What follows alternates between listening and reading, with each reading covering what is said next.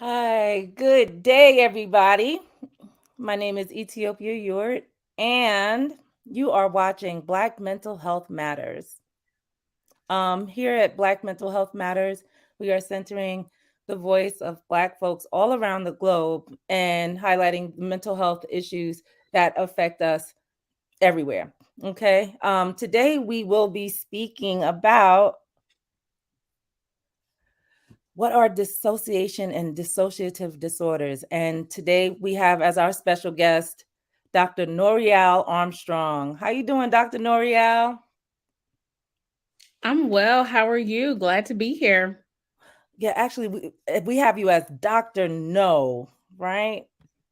Yes, we have. That is my nickname. I've been going by that since I got my doctorate in counselor education supervision in 2015. Um, Struggles, well, not even just struggles with people saying my name. I just thought it was cute and simply something that as I got comfortable with my students, and as they got comfortable with me, I allowed them to say Dr. No instead of Dr. Armstrong. Some people still call me Dr. Armstrong, just depends upon the setting that I'm in. But for this setting, with talking about Black mental health matters, kind of have it a little bit more informal, a little bit more relaxed, and just call me Dr. No. So, yeah, thank you so much, Dr. No, for showing up today to talk about this very, very important mental health issue. It's such well, I'm just gonna say how I would say it's such a beast in the way of just like the complexity of Mm-hmm. what we're gonna speak about today. So let's just jump on in and just talk about what let's break it down. What are what is dissociation? If you can just let us know what that's about. Yes. So I'm going to tell you the DSM 5 definition, and then I'm going to try my best to kind of put it in layman's terms or regular terms because it is very expansive and there is a lot to it. But dissociation is characterized by disruption of and or discontinuity in the normal integration of consciousness, memory, identity, emotion, perception, body representation, motor control, and behavior. The symptoms of dissociation have the potential to disrupt every area of our psychological functioning.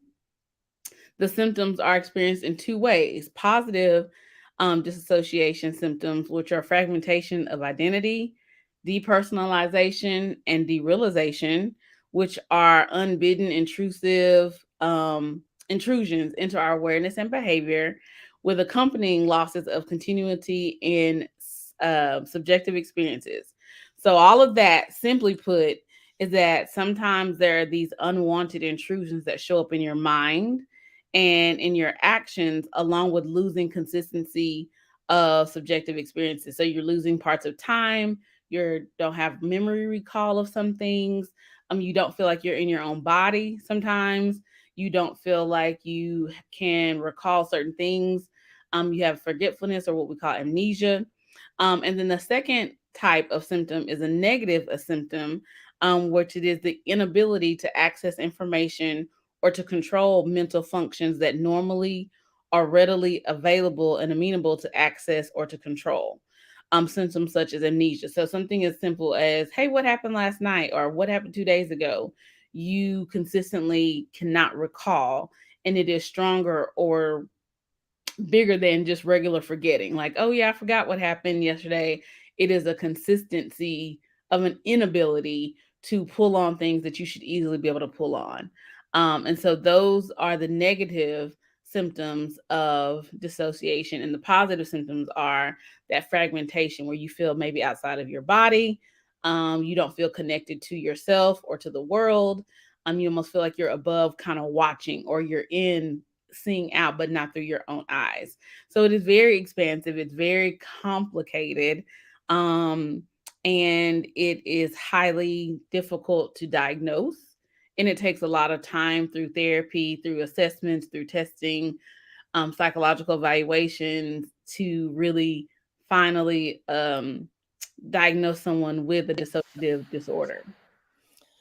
Yeah, I'm sitting here taking a deep breath off of that because it is, like you said, you use the word expansive, and it's just like that is expansive, because within dissociation you have like the positive and the negative.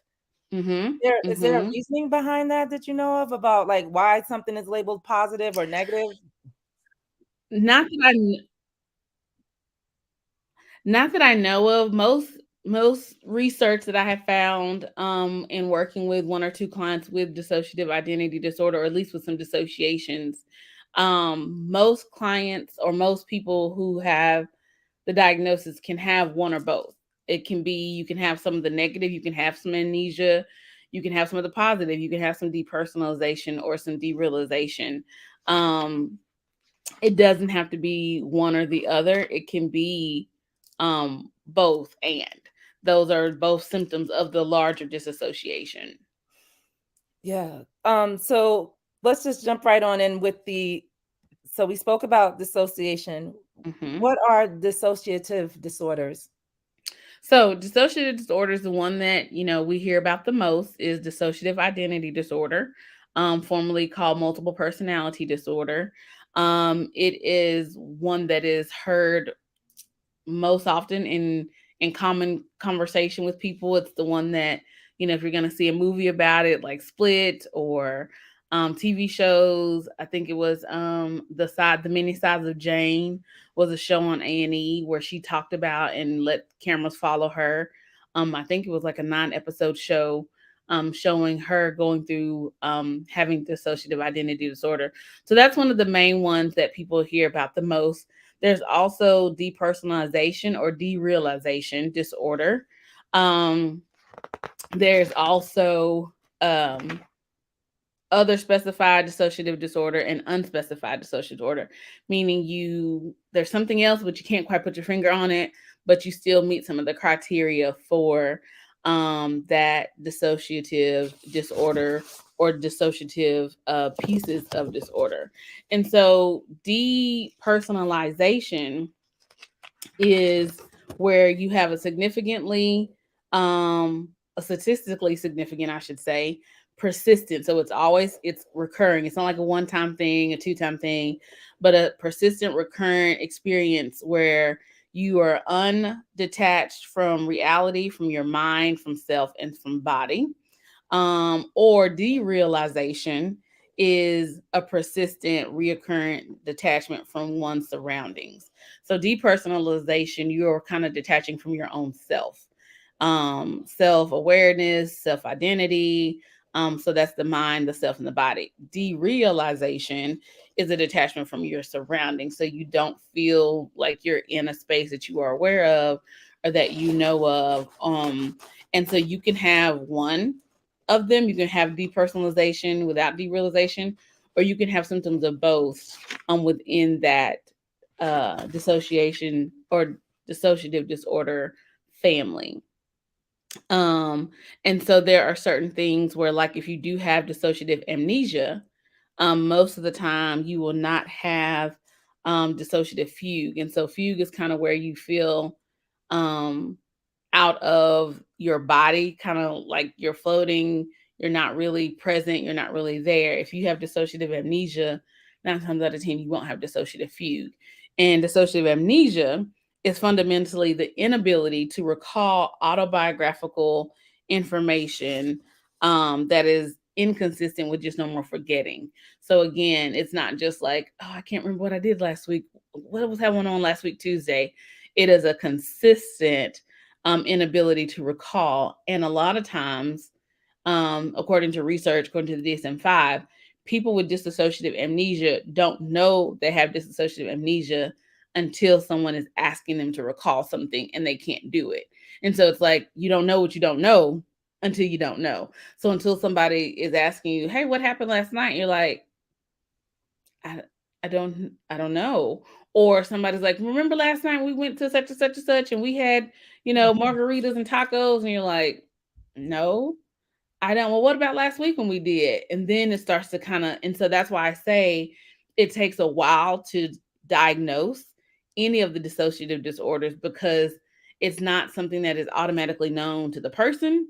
and it's definitely not automatically known to the therapist. So through going to therapy, through having evaluations, through having assessments, through talking with family and friends, you can start to kind of put the puzzle pieces together. And it's really what it feels like. It's like you're putting a puzzle together and you're trying to see how the pieces fit. And when it doesn't fit, okay, well, let's try something else. When this doesn't fit, let's move over here. And so you spend a lot of time working with the client just trying to figure out what is happening. Are they dissociating? And if they are, is it depersonalization? Is it derealization? Is it amnesia? Is it identity? And so there's a lot of factors that go into dissociative identity disorder, figuring out, diagnosing it, and then working to help the client cope and maybe even treat it. It makes sense. As you were talking, I was just thinking about, like, if I had a friend and they couldn't remember something, I'd be like, oh yeah, that's weird. But I don't know if I would make such a big deal out of it until I saw a pattern of it. Mm-hmm. Like, well, wait a minute, you always forgetting stuff. But like, yes, I just feel like how, like, I was like, oh, I wouldn't necessarily make a big deal out of it. So it does make sense that it takes time to diagnose this, and then additionally, I could I could see the complexity and, like, the presentation of some of these symptoms, kind of being like, well, is that, PTSD? Is that, Mm-hmm. what I'm saying? Like, Mm-hmm. it can kind of pick from a lot of different places with some of this presentation of this is dissociation and dissociative disorders. So yeah, like, the complexity is not only in understanding it, because I mean there's complexity in that as well, but it makes sense Right. when, like, in that way that it's complex all around in diagnosing and just being able to understand what it is. Mm-hmm. Very much so. Very much so. Um, it is a very interesting disorder. I've been in the counseling profession for 13 years. I've been seeing clients for 13 years. And I've only had one direct client that has been diagnosed with, and we're they're diagnosed with, but we're also still ruling out other things. And I've been working with them for 2 years. So it is very expansive. And there are other things like you mentioned, like the trauma or PTSD. Dissociative diagnosis are very tied, closely related to. Research has shown, different studies have shown that they share a lot of similarities and are related to stress related disorders, acute stress disorders, PTSD. And so there's certain dissociative symptoms that show up in PTSD and that show up in acute stress disorder. So you're not only trying to diagnose or determine whether a person has dissociative identity disorder, you're also trying to make sure it's not something else. And because you don't want to misdiagnose. And unfortunately, misdiagnosing happens a lot in therapy in general, just because so many things share so many similarities. Um, and so that's why we have what we say rule out. So you want to rule out that it's not PTSD. You want to rule out that it's not acute stress disorder. And so you look at the criteria, you look at the symptoms, and you're like, yeah, they don't quite meet this. So let's move that off the table. And so as you're able to rule things out and move them off the table, whatever you're left with, if the majority of the criteria is met, then odds are that is the best diagnosis to provide someone with, and then work from there. But those are a lot of similar features, and I think there's clients out there who some may believe that they have dissociative identity disorder, and really it's complex PTSD, or it's acute stress disorder. A lot of it still mostly stems from trauma, and so then there's a trauma work that has to come into play as well. Yeah, it absolutely makes sense. It makes me wonder, like, when I think about traumatic events. I remember watching this documentary. It was a very short documentary, but this woman was talking about, like, the abuse that she suffered as a child. And Mm-hmm. it was like this woman had been through a catalog of horror, Mm-hmm. And she said that, at one point it wasn't that she literally blacked out. Like, she was conscious, but she was not there. Mhm. And I remember thinking about, wow, like how powerful that is, Mhm. that our minds can even do that, right? Like if we're facing something that's extremely detrimental to us, that we can kind of Mhm. put ourselves in a place to be able to cope with it, right? To be able to deal with it in the moment. But what I'm understanding from this disorder is that, like, now it becomes something that is a part of your life. Instead of just being in the moment, it becomes an actual reoccurring event of like disassociation and dissociation and being like away from or I don't want to say away, like what am I trying to say here, like you are not engaged in the way that we would say is the way you need to be engaged in something in the moment. Does that make sense? Am I It making sense? does. It does. I think like what you were saying, like that catalog of horror, which I love that phrase. I'm like, I'm gonna use that. But this idea that you can, and my one of my things that I have grown to, maybe love isn't the right word, but I have really grown to appreciate about our bodies and our abilities is just how much we don't know about what our bodies can do and our minds can do. And like you said, something, the ability to be able to black out, to maybe save yourself from fully experiencing something. Like there's a part of you that is experiencing it because you're physically there and it's happening to you, but there's another part of you that's been able to shut down and turn off and not fully engage emotionally. And so once that trauma has passed and maybe you kind of come back and to one in being, that dissociation then maybe becomes something that is a safety mechanism, a defense mechanism. But like you said, it's that continuous disruption of what we maybe feel is that normal workings of everything. It's abnormal for your consciousness to split into two or into more than two. It's abnormal for you not to recall what you did yesterday or the day before with consistency, or that you have no memory of it. It's abnormal for you to perceive yourself inside of yourself or outside of yourself and not connected to.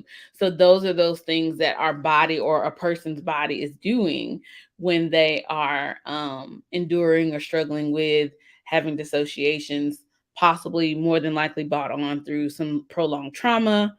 There's also research that says, prolonged surgical procedures, or like children having to be going through major surgery at a young age and like constantly in the hospital, like that's a revisiting of trauma. It's not a sexual trauma or a physical abuse type of trauma, but it's still a traumatic experience to the body, being poked and prodded, and this surgery after that surgery, and this it, and so it becomes to be too much. It's like a sensory overload, and Hmm. your body has to do something with it. Your mind has to do something with it. So it kind of makes these pockets of space to deal with it, and that's that dissociation.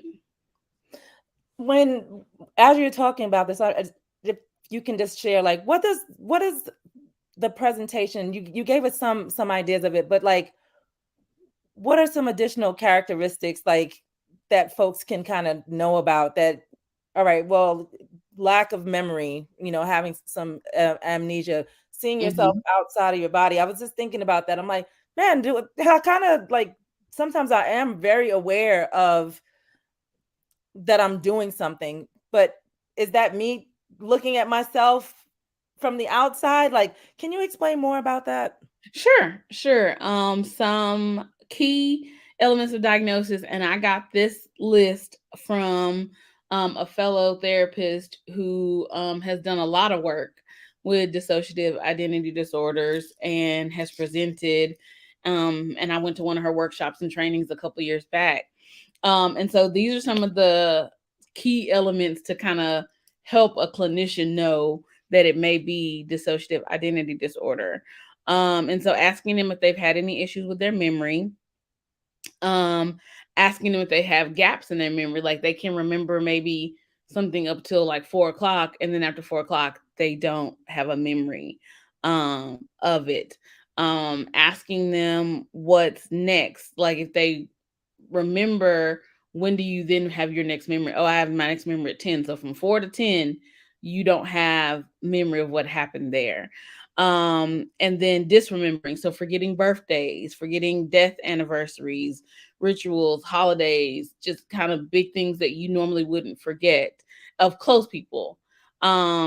Strangers knowing you, but you not knowing them, and them particularly knowing you by a different name. So somebody walks up to you and is like, "Hey, Sarah," and like really having a conversation with you, and you're like, "I don't know who this person is and who is Sarah." Again, telltale signs. If you have purchases, clothes purchases, shoes purchases, or any type of purchase that's showing up on a debit card and you have no recollection of making that purchase, those are some other signs that something is happening. Different handwriting. So looking at writing, you're like, I didn't write, and not just like me, who if I'm rushing it gets really sloppy and you're like, what did you say there? Versus Mhm. when I'm taking my time, it is completely different handwriting because it's a completely different identity alteration of who you are that has come to the forefront.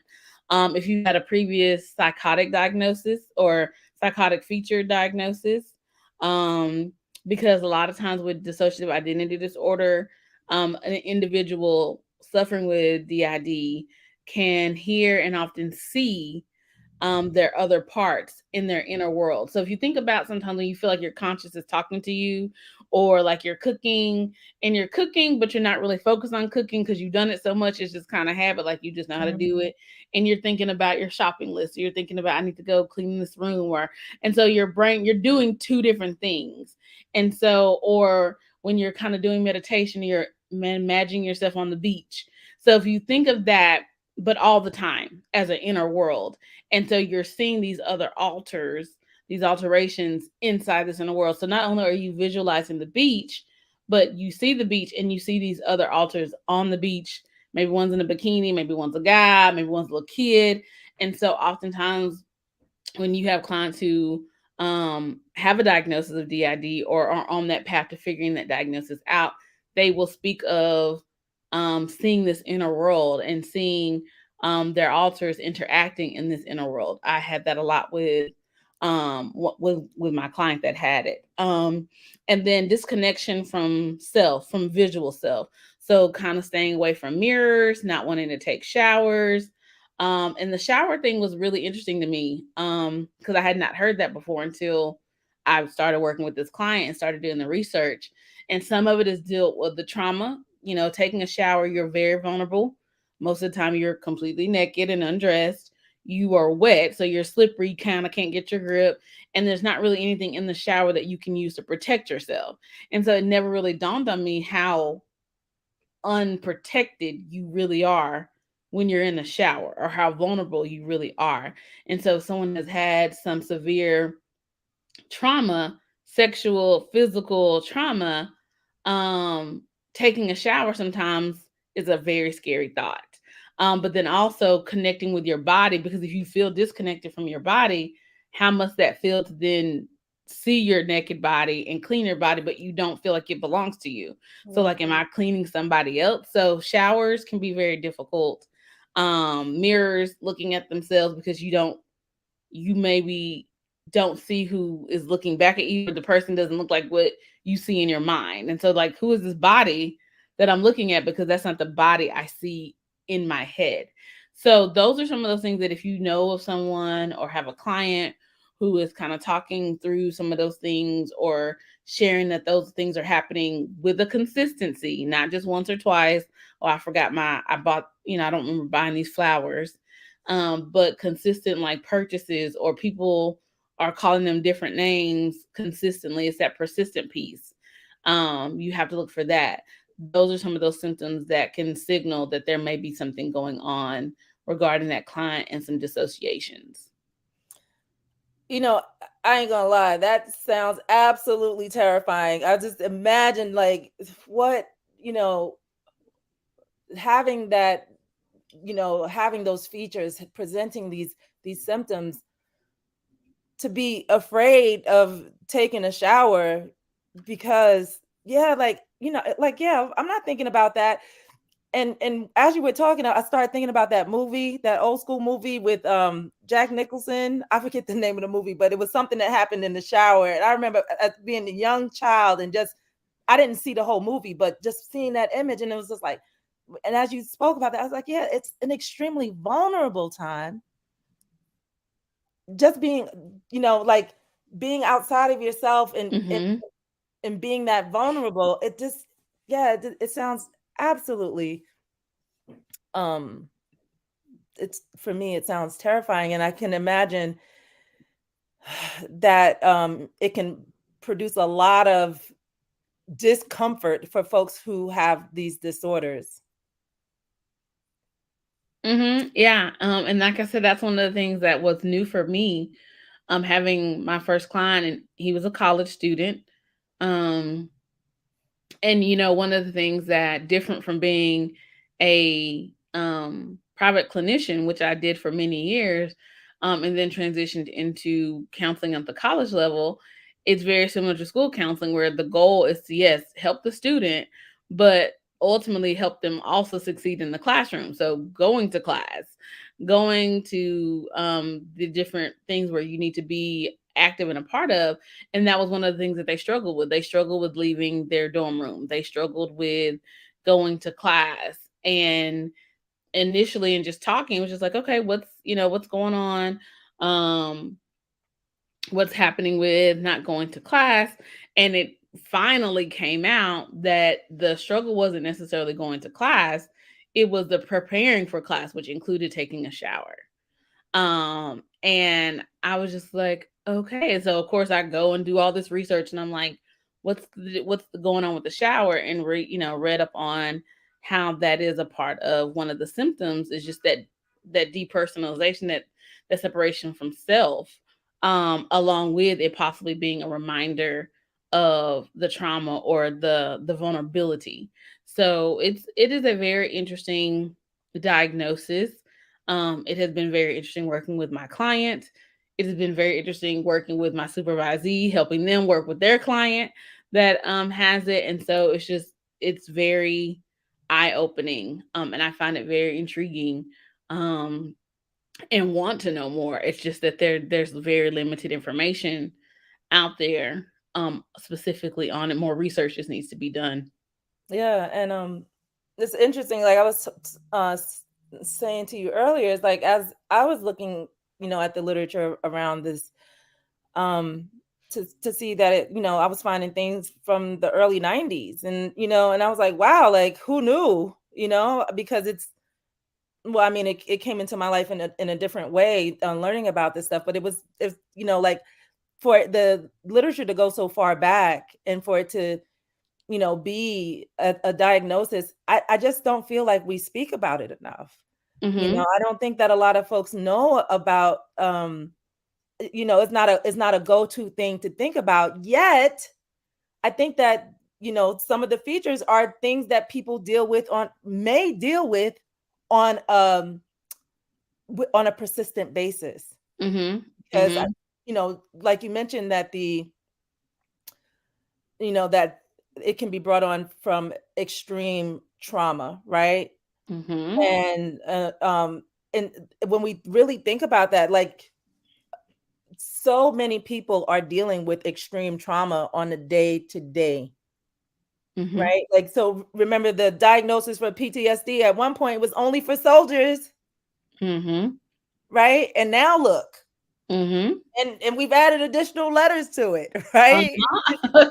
We have, You know yes. what I'm saying? So when we, Mhm, and of course that's what like I was saying with PTSD or complex um PTSD, it's trauma that's happening, and now like we're like, oh well, not only can you experience the trauma of that, you can experience a complex trauma where it's happening over and over and over again.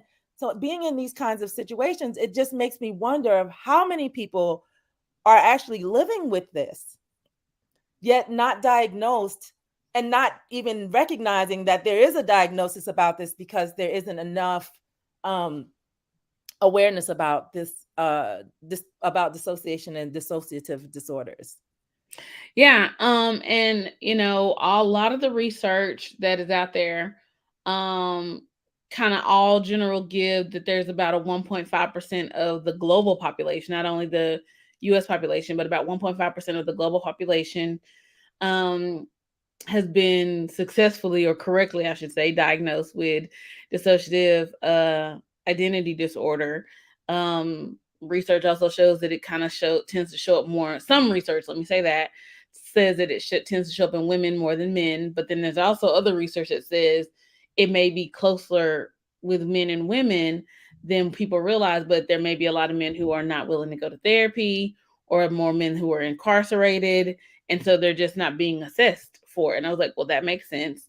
Um, and I just feel like more, because it is such an expansive diagnosis, and because there are so many features and points to it, and that it shares so much with acute stress disorder, and it shares so many criteria with PTSD and complex, that there really has to be this teasing out of which one is it? Is it acute stress disorder?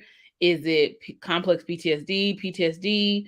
Is it? There's even been some people that have been misdiagnosed with borderline personality disorder when it really should have been dissociative. And so, one of the key things, going back to like earlier in the conversation between the two of us, is that there has to be that criteria A for it to be dissociative identity disorder. It has to be that disruption and that disconnection of the integration of consciousness, memory, identity, emotion, perception, body representation, motor control, and behavior, in the fact that there is this alteration that you have, or the person, I should say, has developed an alter personality, or an alteration to them, to their normal self that everyone knows.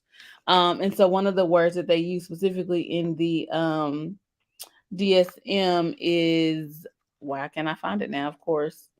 Um an experience of possession.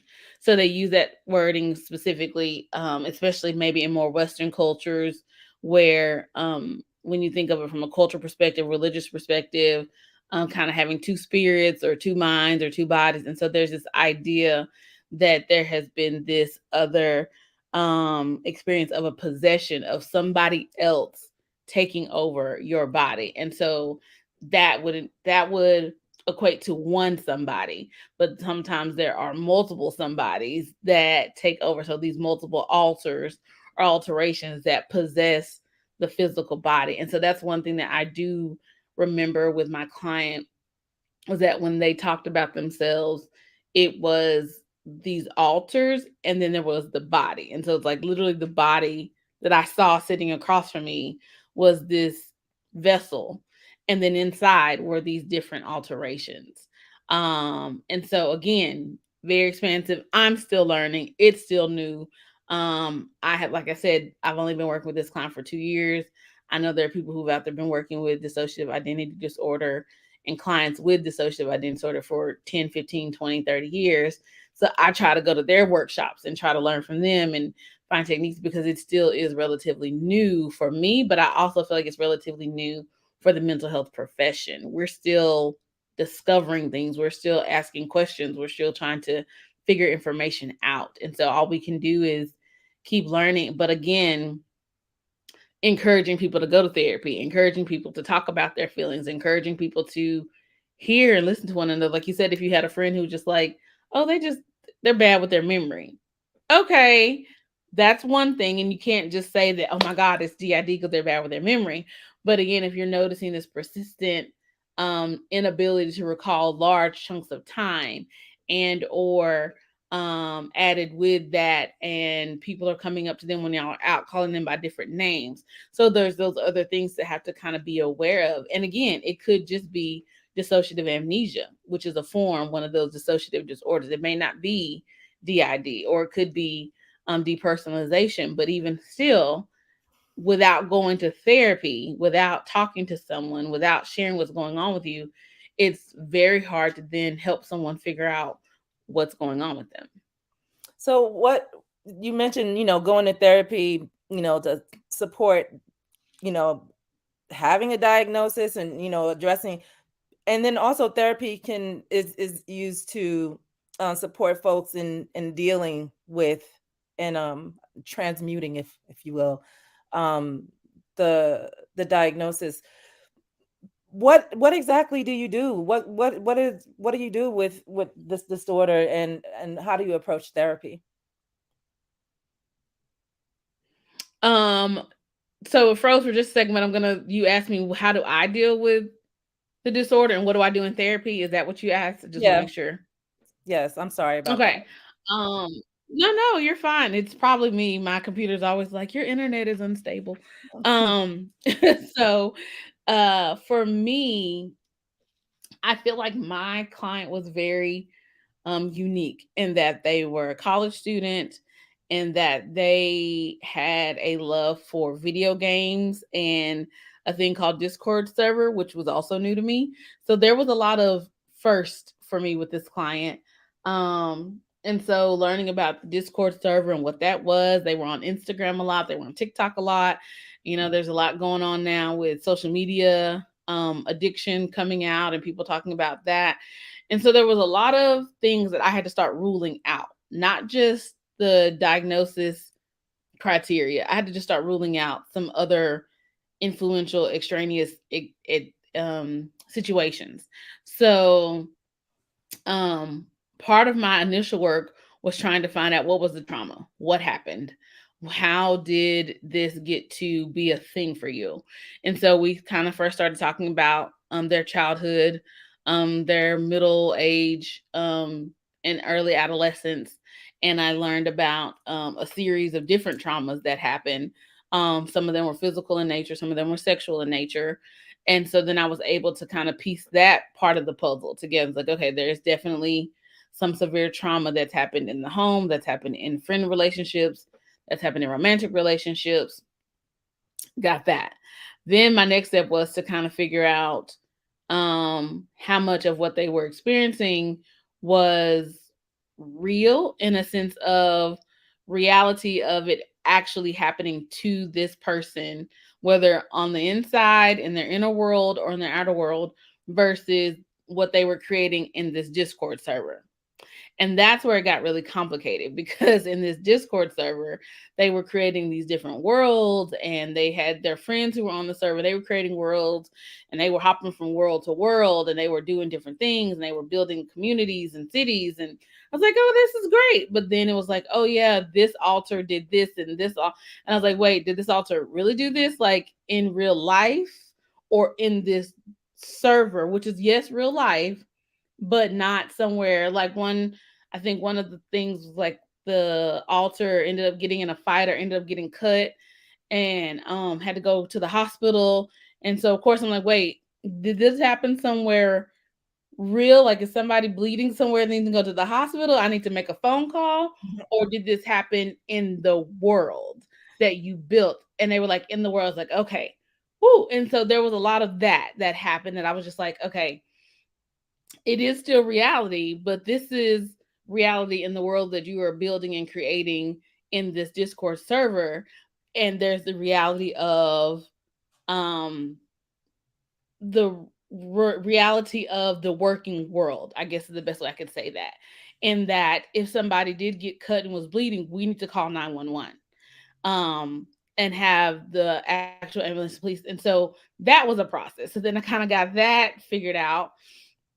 I was like, okay, this is so we kind of came up, we worked, and then that's how I do want to say that piece as well. I think there has to be a lot of collaboration. You're going to have to work with your client because in this situation, we are not the knower. We are not. We are not the knower on so many levels.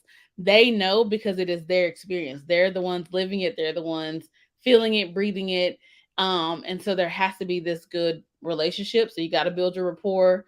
You got to have trust there and you got to listen. And so I listened a lot. I spent a lot of time just listening. It's like, okay, tell me about this. Tell me about that. Let me get this. So then once we got that straight, and then we're like, okay, so when you're talking about the Discord, we're going to use this language. When you're talking about actual things happening on campus or with your parents or with your sisters, we're going to use this language. So that helped kind of clear that up.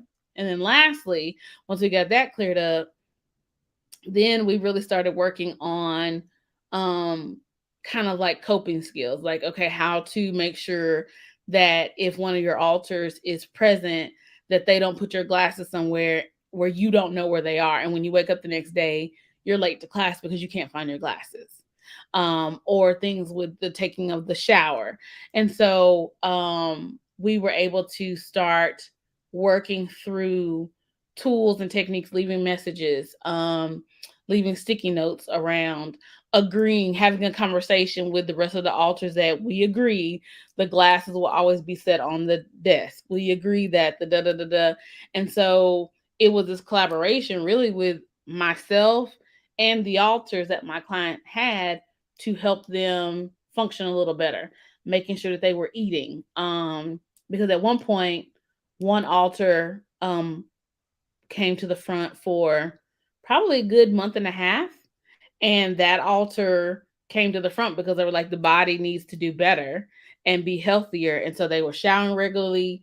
They were making their classes. They were getting their work assignments in. They were eating 3 times a day.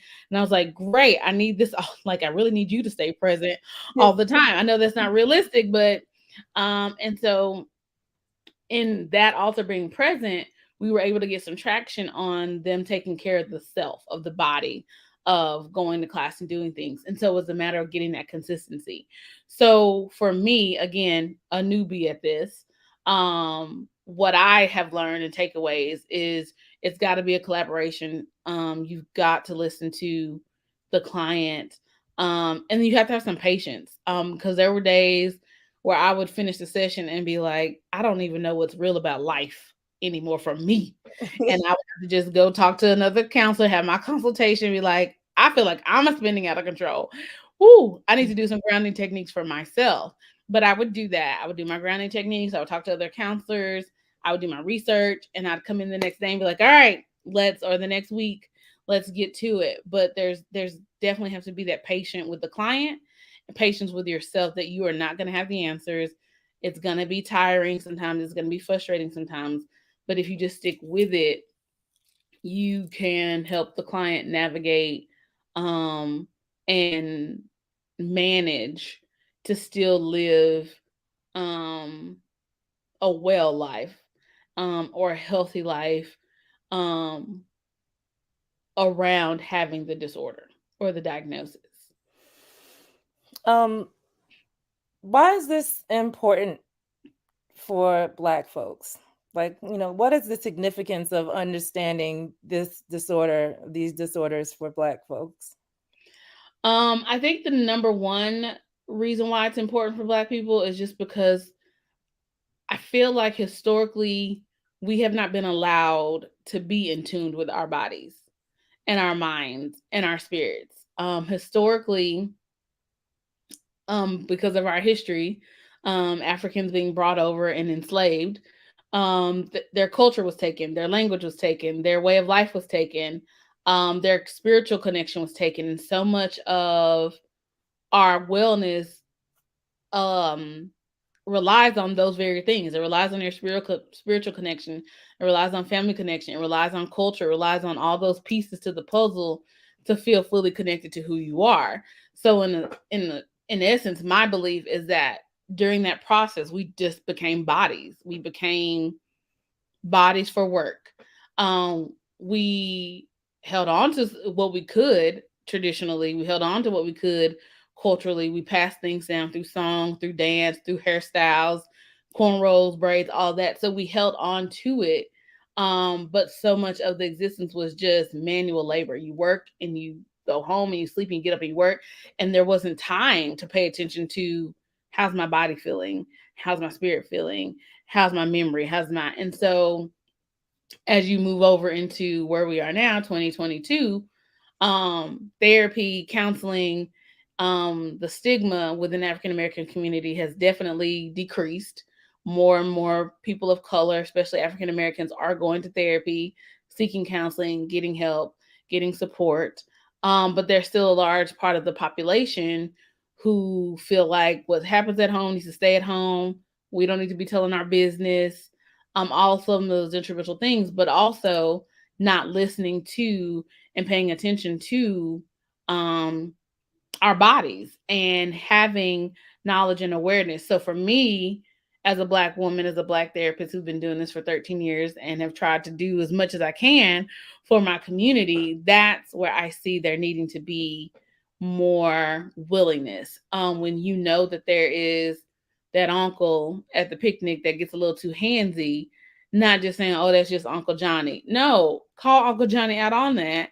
Tell Uncle Johnny he needs to stop and let's go get some counseling so that you can understand why you're wanting to be handsy with some of the female family members who are of a certain age, and stop it, versus just kind of whatever, or, oh, yeah, that's just Aunt Susie. She keeps a flask in her hand. Well, that's called alcoholism. And let's address that, And so, but for so long, we've just, and let me be very clear, for so long we've kept it in house because it wasn't safe to let it out the house. We That's right. couldn't go to the white man and say, hey, this is what's going on. They didn't care. There weren't a lot of black therapists and counselors and psychiatrists and psychologists out there. So it did stay in home. You went to your pastor, maybe, or you went to maybe that trusted mother of the community or the neighborhood, and y'all talked. But for a lot of it, it stayed in the house because that's where safety was. That was the only safe place you had. And so now trying to open that up and say it's still safe to come out, it sometimes feels safe, but then when you have Eric Garner and George Floyd and Breonna Taylor and all these things happening, it's starting to be like, no, I don't know that it's safe. Like, because stuff is still happening to us and it seems like it's ramped up. And so there's this need to go back to what we know, which is keep it on the inside. And we have to not keep it on the inside because there could be people, family members, struggling with acute stress disorder. There could be family members struggling with complex PTSD. There could be family members with borderline, and there could even be family members with dissociative identity disorder. But if we're not talking about it and not sharing our feelings and not being truthful and open about what we're feeling, what we're seeing, what we're thinking, then it just stays unaddressed and not treated. And so for me, the big thing is talk. Tell people what you're feeling. Tell people what you're thinking. Ask questions about therapy. Find somebody that you know that looks like you, um, that is a therapist or has some knowledge, and ask questions. We're here. We are out here. There are Black and brown therapists in Asheville, and in other areas. And even if we don't have openings for clients, most of us are still willing to talk and have conversation and at least push you in the right direction or get you some support and help. So for Black people, we've got to start talking about it and listening to our bodies and watching our children and our loved ones and addressing things when we see that they're happening. I think thank you so much for highlighting that. I think that it brings me back to like how important it is as a therapist for you to listen. Like you mentioned that that's what you did with your client, or that's what you're doing with your client, that it's a collaboration with the client, but you're also in this place of just listening, right? And listening without judgment, because you're trying to figure something out. So you're trying to rule some stuff out. So you're not just like, there it is, that's that. You see what I'm saying? Like there's an openness to it. And the reason why I feel like that's important is tied into what you said about the lack of trust that the Black community has with mental health and professionals in general. Because like, yes, we, like I was told, like, you don't air your dirty laundry, especially about anything in the family. Like, yeah, you keep that, and that is what created patterns of harm for a lot of us, right? Mm-hmm.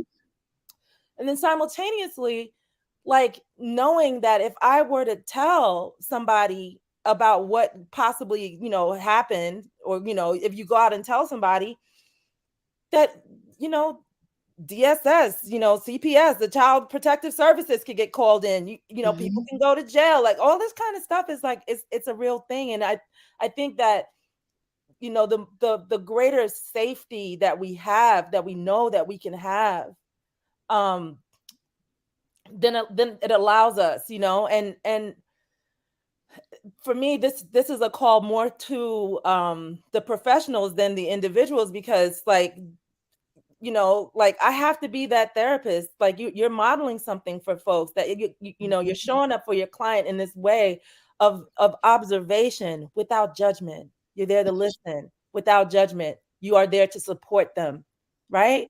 And not every therapist does that. You know what I'm saying? Regardless of race, regardless of color. But I think that that is such an important thing for our community, because there's a very, very real lack of safety for us, which then Mm-hmm. also exacerbates our stress, which then Uh-huh. could Mm-hmm. lead Yep. us down the path of Mm-hmm. having these disorders, right? And then you don't have anybody to talk to. Just thinking about, like, when I was saying how, like, wow, it's when you shared some of the features, and I felt like, wow, that felt so, it feels terrifying to even think about it, but then I also think about, like, when you don't have someone to talk to and you're always talking to yourself.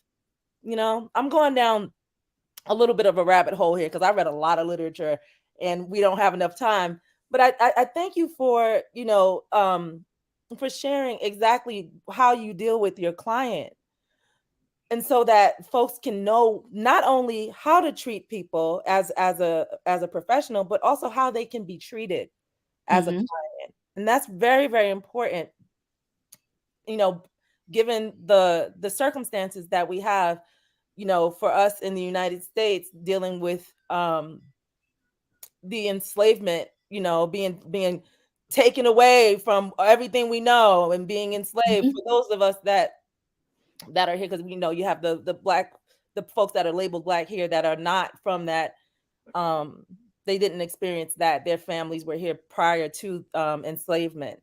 But then also the colonialism that has happened all around the globe, Mm-hmm. genocide, like all of these extremely traumatic events, and then not necessarily having the safety to share that I'm in Mm-hmm. pain, that I'm uncomfortable, that I'm suffering right now, because everything, everything came underneath this rule of, like, yo, like, either you normal or abnormal. If you abnormal, you done. Mm-hmm. Right. So a lot of performance, and not allowing us to have the space to actually be. But yeah, like, it's so important that we talk about this, that we cultivate relationships Mm-hmm. for ourselves, like intentionally cultivate relationships that we can create a sense of safety for ourselves with the relationship, right? Not accepting just any old flimsy relationship where Joanna's gonna go run your business, but you feel like she's the only person you can talk to. No, you can Right.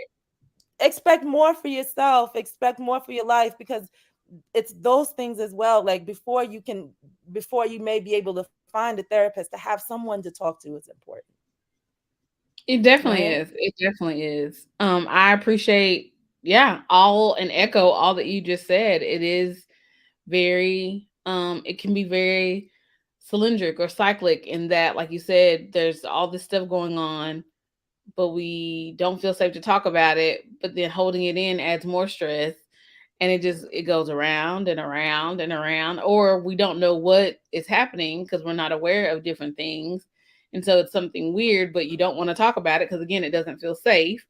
And so then you hold it in, and then holding it in causes stress, and then that stress can lead to more things happening with your health and wellness and mind and body and spirit. And so it is, it can be a very detrimental cycle. Mm-hmm. um and so yeah, talking about it, like you said, having um someone, not just that person who you know is going to run your business, but someone who can hear you, listen to you, um and say, hey, I think you might need to talk to a professional, or hey, I'm a professional, but this is above my pay grade, let me get you to somebody else. And being willing and being okay to do that, to get better. I think sometimes, um there's this thought that because we came through a struggle, we always have to struggle. And that's not true. That's not our truth. It shouldn't have to be a struggle. If I can live a certain life, and with the education that I have gotten and the education that my parents afforded me to have, if I can live a certain way that my child doesn't have to struggle, why would I not? Like I don't want them to have to struggle. And if they can live, I have, if that child has a child and that child doesn't have to struggle, and we can start a new narrative of, being black doesn't equal oppression. Being black doesn't equal a struggle. Being black, so many of these things have been put on us, and we continue to carry them. And it's like, that's not my piece of cake to carry. So I'm going to stop. And I think Right. some of that comes with the understanding and the realization that we deserve to take care of ourselves. We deserve to be well. We deserve to be healthy. We deserve to be treated equally under the law. Those might be ones we have to fight a little bit harder for. But these that just comes with making a choice. That just comes with choosing to eat better. That comes with choosing to go to therapy. That comes with choosing to talk to someone. Those are choices that we can make as a people, and then hold each other accountable that we do it, so that at least some facets of our life can start to see some positive improvement. And then when you're healthier and you feel better and you're moving better and your spirit feels at peace, then it's easier to fight for the things that we're going to have to really fight for, which is equality under the law. Because that's going to take a lot of work. We're not there yet. I don't know that we'll ever get there, to be honest, but we can work better when we're feeling better. And right Well, which now, there's so many people that aren't feeling well, and then you're asking them to take on these other roles and other work, and I'm just trying to survive. And we've got to get out of that as a people. We got to stop just surviving. It's time for us to thrive, and taking care of your mental health is how you thrive. and I absolutely agree with you. I think and I was like, well, that's the reason why we always in survival mode, right? Because you know things can really change when we take care of ourselves. And even I want to just add, even when because people will say, oh well, I live in a food desert, or oh, like these things it exists. It's true. Mhm. Mhm. When you decide that you deserve more, that when you value yourself, Mhm. opportunities open, and so like that might be some of the greatest struggles sometimes, is just recognizing that I am worthy of having, you know physical and mental health, well-being. Mhm. I'm worthy of that. I deserve that. Because the part of the narrative was that we didn't deserve that, right? Which is why we got Mhm. the life that we got. So it's a complex kind of thing. And in this last moment, as we're wrapping up today, it's like just bringing it back to the disorders themselves. Is like, you know we have, as Black people around this globe, have experienced a lot of trauma, Mhm. significant trauma that is continuous, right? Mhm. and and so the idea of like, really stepping into this place of like, all right, well, now I know about this. Let me see if if any of this resonates with what's happening with me in my life. Let me see if there are any opportunities for me to get the mental health support that I need, so that I can, mentally, when you're doing better mentally, it automatically shows in your body. Mhm. You know what I'm saying? So Mhm. in this last minute, Dr. No, is there anything that you'd like to share with us? I would just like to share first, thanks for having me on. This was amazing, and ask me back anytime. As you can see, I can talk. And just want to encourage those who are listening to to know that you are worth caring for yourself. You are worthy of living well and living good and living a healthy life. And that includes taking care of your physical wellness, your mental wellness, your social wellness.